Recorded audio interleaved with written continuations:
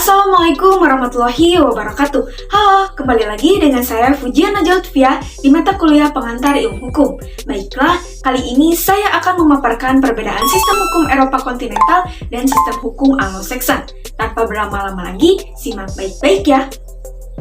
Sistem hukum Eropa kontinental berkembang di negara-negara Eropa daratan seperti Jerman, Prancis, Spanyol, dan Italia, atau disebut sebagai istilah civil law.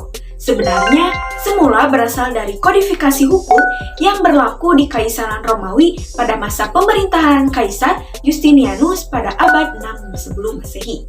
Sedangkan sistem hukum Anglo-Saxon sering disebut sebagai istilah case law, di mana yang bertitik tolak pada prinsip-prinsip hukum yang timbul dan berkembang berdasar kepada putusan-putusan hakim atas perkara yang dihadapi. Sistem ini berkembang di negara Inggris, Amerika Serikat, Kanada, dan Australia. Berikutnya, prinsip utama hukum Eropa kontinental ini, hukum memperoleh kekuatan mengikat karena diwujudkan dalam peraturan-peraturan yang berbentuk undang-undang dan tersusun secara sistematis dalam kodifikasi atau kompilasi tertentu. Sehingga sistem hukum Eropa kontinental ini berpandangan bahwa hakim adalah corong undang-undang. Sementara itu, dalam sistem hukum Anglo-Saxon berpandangan bahwa hakim adalah corong jurisprudensi, karena segala sesuatunya terhadap keputusan perkara hakim harus selalu mengikuti putusan yang ada terlebih dahulu. Selanjutnya, prinsip dasar tersebut dianut mengingat bahwa nilai utama yang merupakan tujuan hukum adalah kepastian hukum.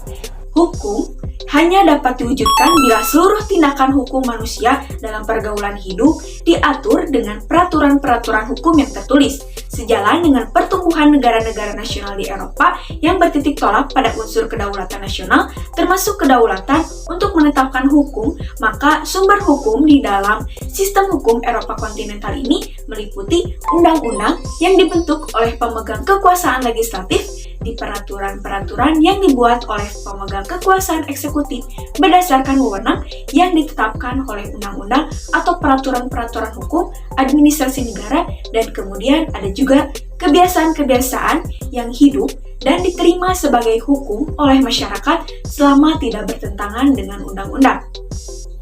Sedangkan sistem hukum Anglo-Saxon, sumber-sumber yang tidak tertulis selalu terdapat pula 4 yang menjadi sumber hukum dalam hukum Anglo-Saxon ini. Yang pertama, keputusan hakim atau judicial decisions, kebiasaan-kebiasaan, undang-undang, dan peraturan administrasi negara.